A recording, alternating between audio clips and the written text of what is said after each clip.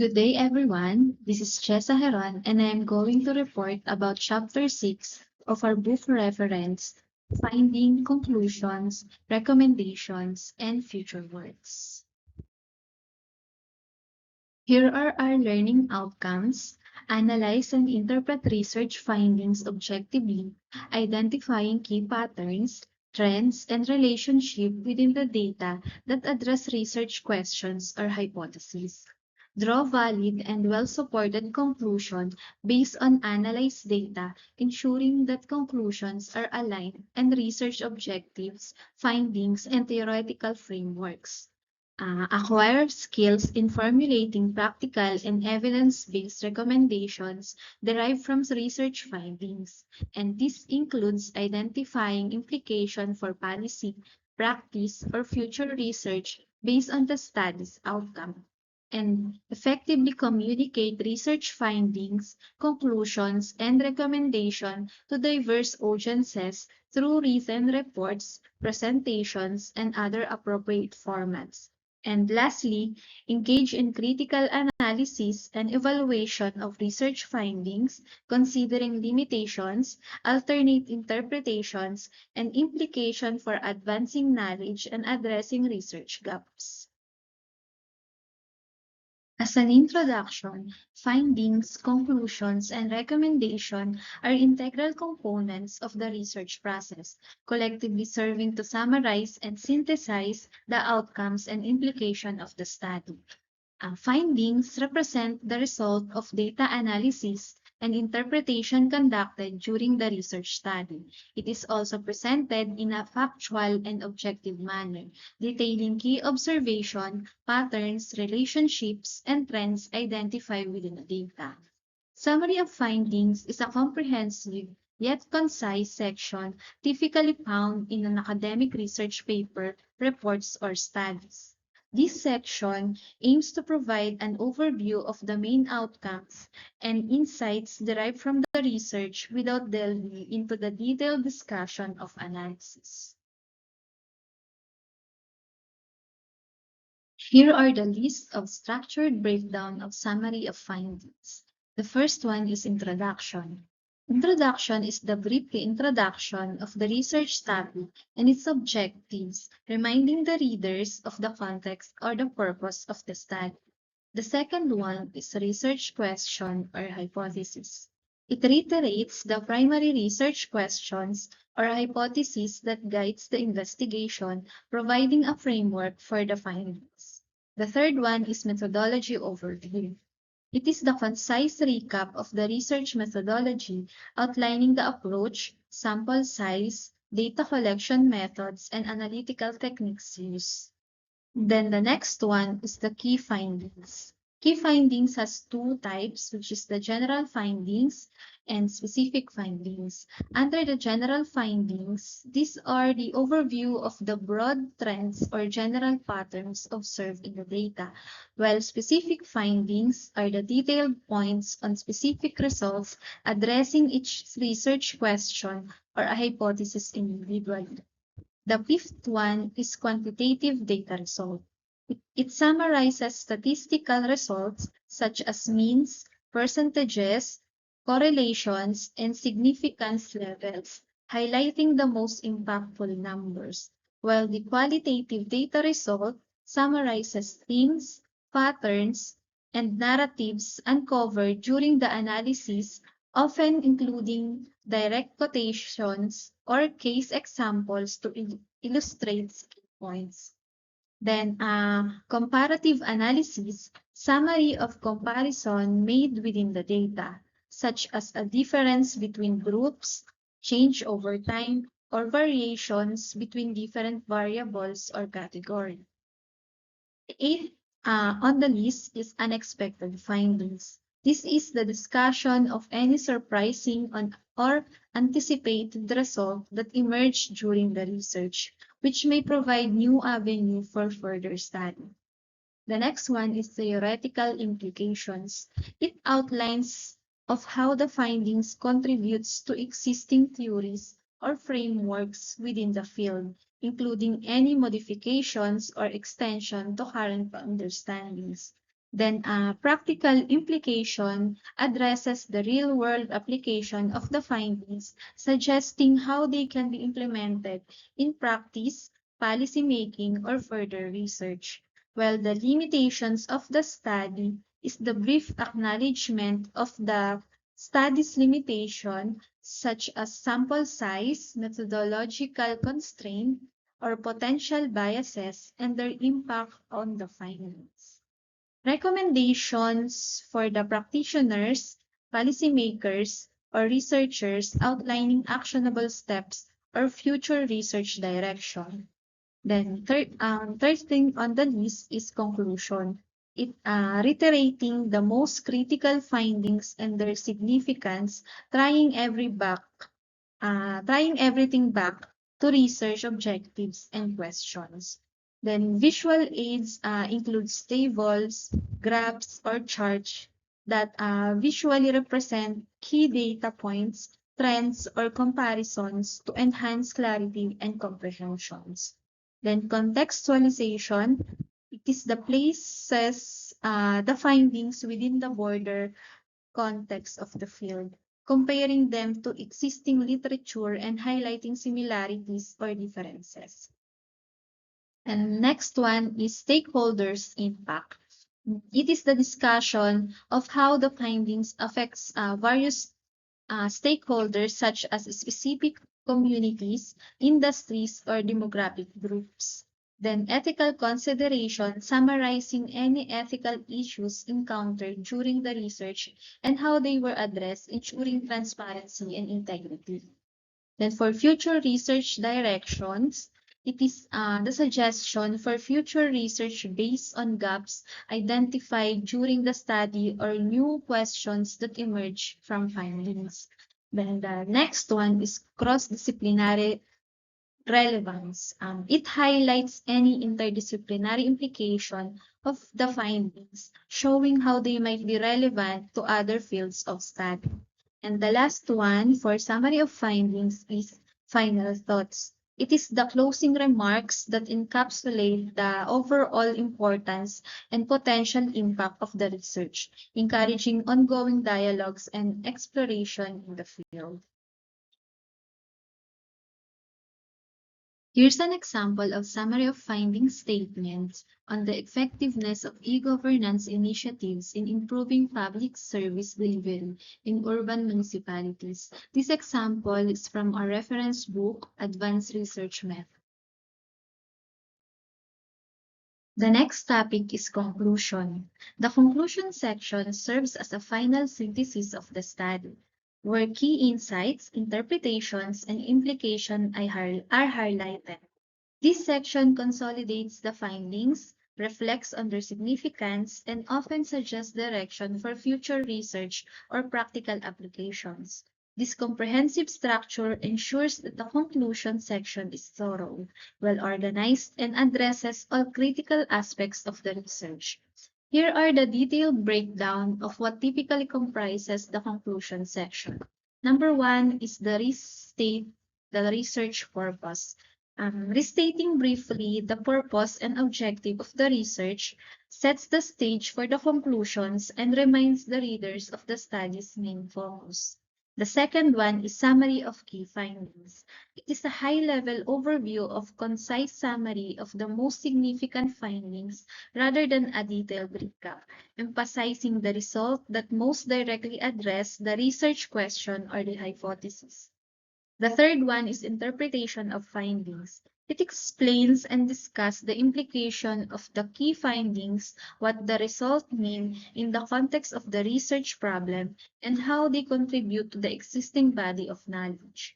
Then the fourth one is theoretical contributions. It highlights any new theories, model, or frameworks that have emerged from the study, and as well as practical implication explains and discuss the practical application of the findings, how the result can be used in the real-world setting, such as in industry, policymaking, education, or other relevant areas.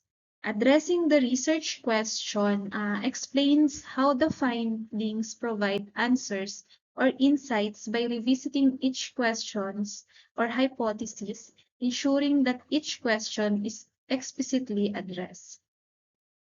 Then the strength of the study, it highlights the strengths and unique contribution of the study by including methodological innovations, comprehensive data collections, or robust analysis techniques. Then for uh, limitations and weaknesses, it discusses how this limitation might affect the interpretation of the findings and suggests ways they could be addressed in the future research by acknowledging the limitation and weaknesses of the study. The next is comparison with previous research. It highlights similarities and differences and discusses potential reasons for any discrepancies by comparing the findings with those of previous studies.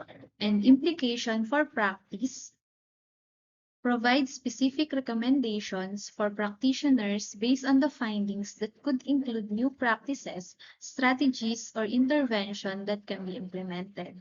For policy implications, it explains how the findings could inform policy decisions and contribute to the development of effective policies. While recommendation for future research suggests areas for future research, identify gaps in the current study that needs further exploration, and propose specific research questions or topics for future studies. Ethical consideration discuss the ethical implication of the findings and any recommendation for ethical practice in the future research. Implication for stakeholders, it highlights any benefits or challenges that stakeholder might face as a result of the findings. Then for methodological reflection, it discusses any strengths and weaknesses of the chosen method and suggests potential improvements.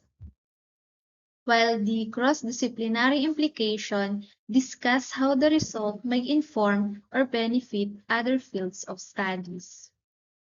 The next one is personal reflection. It includes unexpected learnings, challenges faced, or key takeaways. For the conclusion, reinforce the main contribution and potential impact of the study. And final remarks, provide any final remarks or closing thoughts that might include a call to action, a statement on the importance of ongoing research, or a reflection on the broader implication of the study. Then for the summary of recommendation, it serves as a quick reference for readers looking for actionable insights. The next one is call for collaborations. It highlights the importance of working together to implement the findings and address the research problem. Also reflect on research process, discuss any significant learnings or experiences that might inform future research practices. Then addressing unresolved questions, it identifies any unresolved questions or areas of ambiguity. Then for the broader impact, it explains how the findings contributes to the wider community or the society at large. Then the last one for conclusion section is the final thought. It ends with a thought-provoking statement or question that leaves the readers with something to ponder that could be related to the ongoing importance of the research topic or the potential for future rediscoveries. Attached here also is the example of conclusion statement on the effectiveness of e-governance initiatives in improving public service delivery in urban municipalities. The next topic is recommendations. The recommendation section is crucial for translating the finding into actionable insight and suggestion for future work, policy, or practice. This section outlines the specific step that should be taken based on the research outcome. Here are the detailed breakdown of what recommendation section might include. The first one is introduction. Introduction begin by briefly restating the primary objective of the research and summarizing the findings. General recommendation is a broad suggestion that address the primary research questions or hypotheses.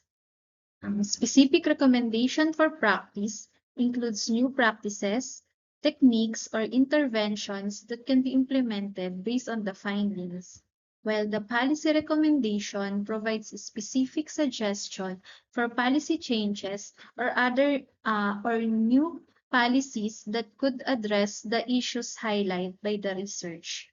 The next one is recommendation for future research. This section could include new research questions, unexplored variables, or different methodologies. While the recommendation for education and training, this might include curriculum changes, new training modules, or professional development initiatives. Then for technology and innovative recommendation, it suggests specific technological innovation or tools that can be developed or adapted. For recommendation for community engagement, it could involve community programs, outreach initiatives, or partnership with community organization. Then recommendation for organization might include changes in organizational policies, practices, and structures. Recommendation for health and well-being provides specific recommendation for healthcare providers, public health initiatives, or wellness programs. Then environmental recommendation includes recommendation for sustainable practices, conservation efforts, or environmental policies. Ethical and legal recommendation provides recommendation for ethical practice, legal compliance, or regulatory changes. Then, economic recommendation discuss the economic implications of the findings and provide specific recommendations for economic policy, business strategy, or financial planning. For the recommendation for collaboration, it tackles the benefit of working together to implement the findings, foster collaboration between different stakeholders such as the researchers, practitioners, policymakers, and the community. There are also recommendations for communication and dissemination. This includes publication, presentations, or media outreach that provide strategies for effective communicating and disseminating the research findings to various audiences. Recommendation for data management includes the data collection, analysis, and sharing based on the research experience. The next one would be recommendation for monitoring and evaluation. It provides specific metrics on indicators to assess progress and impacts. While recommendation for cultural sensitivity, if applicable, this could include cultural appropriate practices, materials, or engagement strategies. Then it could also have recommendation for resource allocation that provides a specific suggestion for finding staffing or other resources of how resources should be allocated to support the implementation of the findings. Then the next one would be recommendation for risk management. These identify potential risks associated with implementing the findings and provide strategies for mitigating these risks. Then recommendation for equity and inclusion provides specific recommendation for promoting fairness and reducing disparities. For recommendation for long-term impact, it includes sustainability plans, ongoing supports, or follow-up studies that ensures the long-term impact of the research findings. Then recommendation for stakeholder engagement includes stakeholders meetings, advisory groups, or participatory approaches that suggest ways to engage stakeholders in the implementation process. Then final recommendation summary provides a concise summary of all the recommendation made that serves as a quick reference for readers looking for actionable insights. Then the final topic is closing remarks. So it ends with a strong concluding paragraph that reinforces the importance of the recommendation and highlights the potential impact of implementing this suggestion and encourage ongoing dialogues and actions. Here is an example of recommendation statement on the effectiveness of e-governance initiatives in providing public service delivery in urban municipalities. The last topic of this chapter is about future works. Future works in a research, thesis, or capstone project is the subsequent step or areas for further investigation that emerge from the current research findings. This section highlights the potential direction for continued study and development based on the conclusions and limitations of the current work. It also provides a roadmap for expanding or refining the research and often suggests practical or theoretical contributions that could be made. By identifying these future directions, researchers can contribute to the ongoing advancement of knowledge and ensure that their work continue to have a meaningful impact. Identifying gaps and limitations. For future work often begin with a recognition of the gaps or limitation in the current research that may include unanswered questions, methodological limitation, and scope limitation. Under unanswered question, these are areas where the research has not fully answered certain questions or explored all facets of the topic. And for methodological limitation, constraints related to the research method or the data collection technique that could be addressed in future study.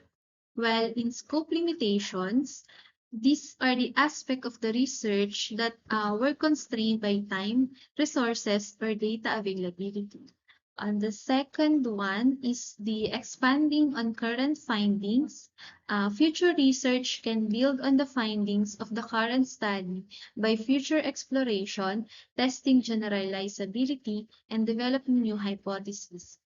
And further exploration, conducting additional studies to explore aspects of the research that were not briefly addressed or that require more in-depth analysis, while testing generalizability, applying the research findings to different contexts, populations, or settings to test their generalizability and robustness. Then for developing new hypotheses, it formulates new hypotheses based on the result of the current study and designing experiments to test this hypothesis. For the third one, enhancing methodological approaches, future work might involve improving or refining the methodologies used in the current research, such as innovative techniques, enhanced data collection, and longitudinal studies. Under innovative techniques, utilizing new or advanced techniques for data collection and analysis that were not available or feasible during the initial study. For enhanced data collection, employing more comprehensive or diverse data collection method to provide richer or more nuanced insights. Then for longitudinal studies, it's conducting longitudinal studies to observe changes over time and better understand the long-term effect. Number 4 is addressing practical implications. Future research often focuses on translating findings into practical application. The first one is policy recommendation. In policy recommendation, investigating how research findings can inform policy changes or recommendation. And industry application, exploring ways to apply research results to industry practices produce development or service improvements, while community impact, assessing how the research can benefit or impact specific communities or the group. Number 5 is interdisciplinary approaches. Interdisciplinary approaches, future works might involve integrating interdisciplinary approach to gain a more comprehensive understanding, doing collaborative research and cross-disciplinary method. Under collaborative research, collaborating with researchers from different disciplines to address complex problems from multiple perspectives. Then cross-disciplinary methods apply methods from other fields to enhance the analysis or interpretation of the research findings. Number 6 is theoretical contribution. Under theoretical contribution, this building on theoretical frameworks can be significant focus for future research. The first one is theory development. It extends or refines existing theories based on new findings and insights, while conceptual exploration investigate new concepts or models that emerge from research results. Then number 7 is exploring alternative explanations. Future research can address alternative explanations or interpretations on the findings based on comparative studies and alternative models. Comparative studies conducting studies that compare findings with those from other research to validate or challenge existing conclusions, while alternative models testing alternative theoretical models or frameworks that might explain the findings effect or differently. Improving research design. Future work might aim to improve the research design for more robust outcomes. First one is design refinements and enhanced sampling. Under design refinements, it refines research design element based on feedback and limitation identified in the current study, while enhanced sampling improves sampling techniques to ensure more representative or diverse data. Number 9 is integrating technological advancement. Utilizing advancement in technology can enhance future research, such as advanced analytics, emerging technologies, and advanced analytics incorporating advanced data or computational tools to gain deeper insight from the data, while emerging technologies leveraging new technologies or platform for data collection, analysis, or dissemination. Number 10 is expanding research collaboration. Future research might benefit from expanded collaborations, such as multi-institutional projects, engaging in multi-institutional or international research projects to gain broader perspective and resources, and stakeholder engagement, collaborating with stakeholders including industry, professionals, policymakers, and community groups to ensure research relevance and applicability. In conclusion, this chapter provides suggestions for conducting the study. It describes the discussion of findings, reviews, and expands on what has been learned as a direct result of the study. Conclusions are inferences based on the result of the study and must be clearly linked to findings. The task of researchers is to add to knowledge by analyzing data, explaining the results within relevant context, and making references and appropriate recommendations that link directly to findings. Findings for each research question should be summarized separately. Recommendations may include suggestions for change in policy or practice based on the findings of the study, and may include recommendations for further study.